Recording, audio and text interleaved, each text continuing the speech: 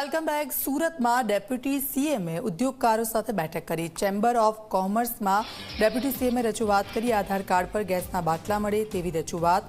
લૂમ્સના કારખાનાના સંચાલકો અને ફુગાવાની રજૂઆત કરી। કામદારોનું પલાયન રોકવાની રજૂઆત કરવામાં આવી। પ્રોસેસર એસોસિએશને કરી ગેસ અને કોલસો મળે તે માટેની રજૂઆત।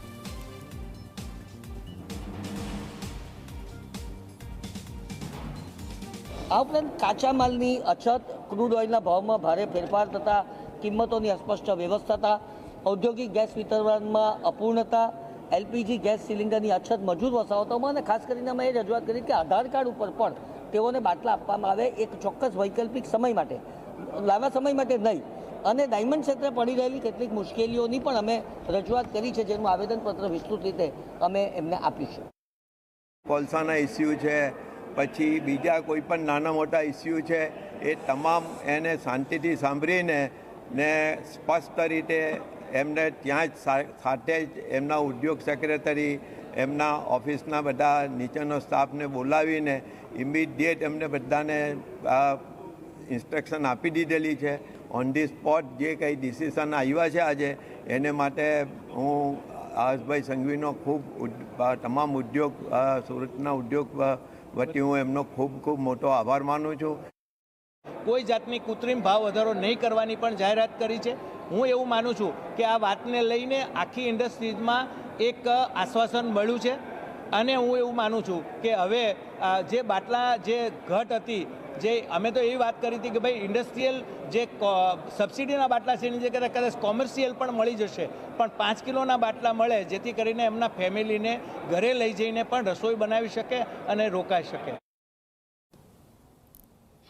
ઉદ્યોગકારો વચ્ચે ડેપ્યુટી સીએમ પહોંચ્યા હતા, તે લોકોએ રજૂઆત કરી હતી ને ત્યાર પછી ડેપ્યુટી સીએમએ શું કહ્યું સાંભળીએ। આજે દક્ષિણ ગુજરાતના સૌ ઉદ્યોગ મંડળો જોડે રાજ્યના ઉચ્ચ અધિકારીઓ સાથે મળીને તેમના ગેસ સપ્લાયના વિષયો હોય કે પછી કારીગરોની બીજી વ્યવસ્થાઓના વિષયો હોય, આ તમામ વિષયો પર ખૂબ જ મહત્ત્વપૂર્ણ ચર્ચાઓ આજની બેઠકમાં કરવામાં આવી છે। કાલાબજારી કરનાર લોકો ઉપર કડક પગલાં ભરવામાં આવ્યા છે અને હાલમાં બી દરેક જિલ્લાઓમાં અલગ અલગ ટુકડીઓ બનાવવામાં આવી છે। આ પ્રકારની અફવાઓ પર ધ્યાન આપે, આ પ્રકારની અફવા ફેલાવનાર લોકો પર ગમે તે હોય અને સીધું એક્શન લઈને એની ઉપર કડક પગલાં ભરવામાં આવે, જેથી કોઈ સામાન્ય નાગરિક એમની અફવાઓનો શિકાર ના બને। અને આ જ પ્રકારે એ અલગ અલગ ટુકડીઓ દ્વારા આ કાલાબજારી કરતા લોકો ઉપર બી વોચ રાખવામાં આવી રહી છે।